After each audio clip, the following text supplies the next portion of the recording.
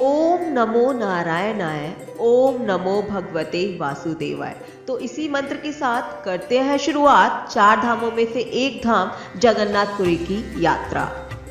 माना जाता है कि भगवान विष्णु जब चारों धामों पर बसे अपने धामों की यात्रा पर जाते हैं तो हिमालय की ऊंची चोटियों पर बने अपने धाम बद्रीनाथ में स्नान करते हैं।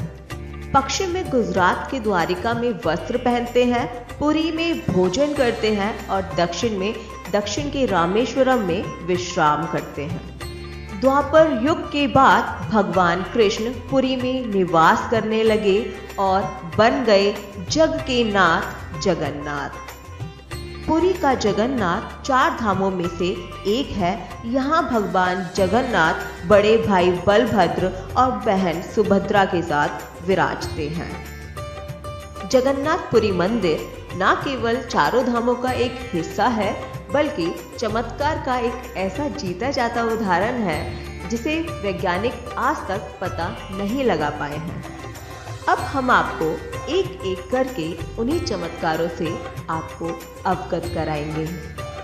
पहला चमत्कार, हवा के विपरीत लहराता ध्वज।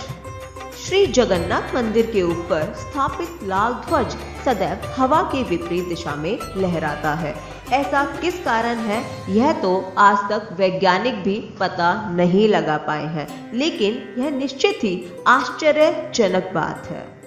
यह भी आश्चर्य है कि प्रतिदिन सायंकाल मंदिर के ऊपर स्थित ध्वज को मानव द्वारा उल्टा चढ़कर बदला जाता है। ध्वज भी इतना भव्य है कि जब यह लहराता है तो इसे सब देखते ही रह जाते हैं। ध्वज पर शिव का चंद्र बना हुआ है। दूसरा चमत्कार, गुंबद की छाया नहीं बनती। यह दुनिया का सबसे भव्य और ऊंचा मंदिर है।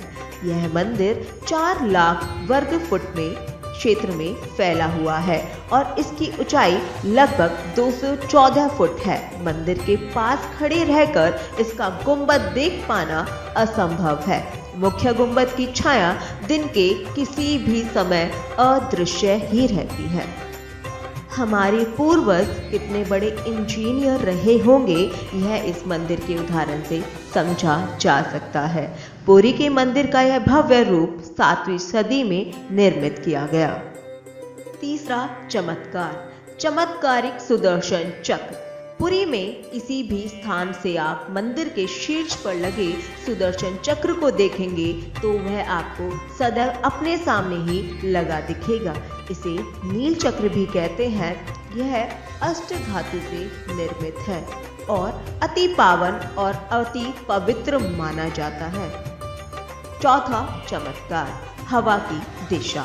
सामान्य दिनों के समय हवा समुद्र से जमीन की तरफ आती है और शाम के दौरान इसके विपरीत, लेकिन पुरी में इसका उल्टा होता है। अधिकतर समुद्री तटों पर आमतौर पर हवा समुद्र से जमीन की ओर आती है, लेकिन यहाँ हवा जमीन से समुद्र की ओर जाती है। दोस्तों, यदि आप हमारी दी हुई जानकारी को पसंद कर रहे हैं तो हमारे चैनल को लाइक, सब्सक्राइब और शेयर करना मत भूलिएगा। अब जानते हैं 5वें चमत्कार के बारे में। 5वां चमत्कार, गुंबद के ऊपर नहीं उड़ते पक्षी। मंदिर की गुंबद के आसपास अब तक कोई भी पक्षी उड़ता नहीं देखा गया है। इसके ऊपर से विमान नहीं उड़ाया जा सकता।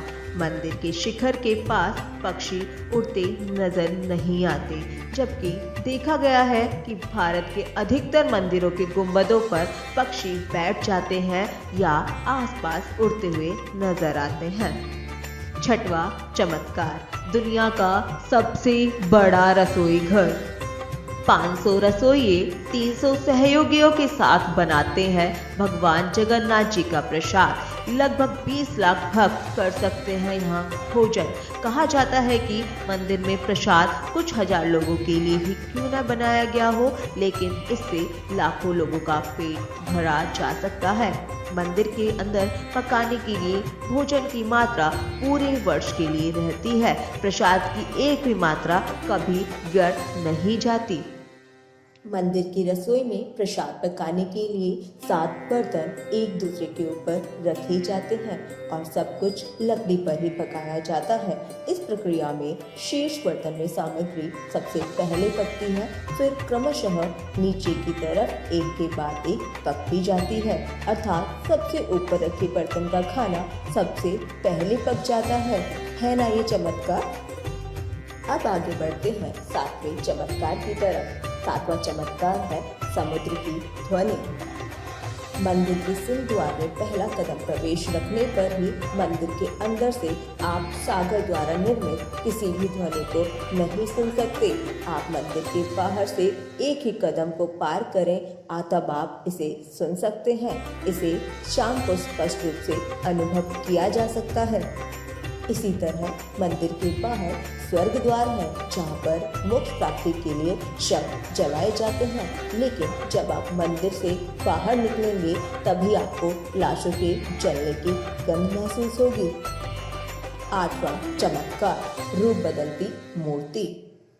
यहाँ श्री कृष्ण को जगन्नाथ कहते हैं। जगन्नाथ के साथ उनके भाई बलभद्र और बहन सुभद्रा विराजमान हैं।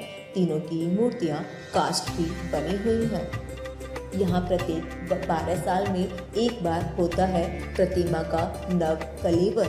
मूर्तियाँ नई जरूर बनाई जाती हैं, लेकिन आकार और रूप वही रहता है।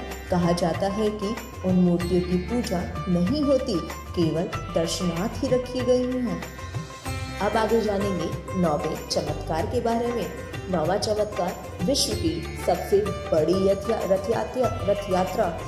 आषाढ़ माह में भगवान रथ पर सवार होकर अपनी मौसी रानी गुंडीचा के घर जाते हैं। यह रथ यात्रा 5 किलोमीटर में फैले पुरुषोत्तम क्षेत्र में ही होती है। रानी गुंडीचा भगवान जगन्नाथ के परम भक्त राजा इंद्रद्युम्न की पत्नी थी, इसलिए रानी को भगवान जगन्नाथ की मौसी कहा जाता है। यदि आपको हमारी दी हुई जानकारी अच्छी लग रही है और आप जगन्नाथपुरी के बारे में और जानकारी चाहते हैं और इससे जुड़ा इतिहास और बाकी चमत्कार जानना चाहते हैं, तो हमारी नेक्स्ट पार्ट देखना मत भूलिएगा। धन्यवाद दोस्तों।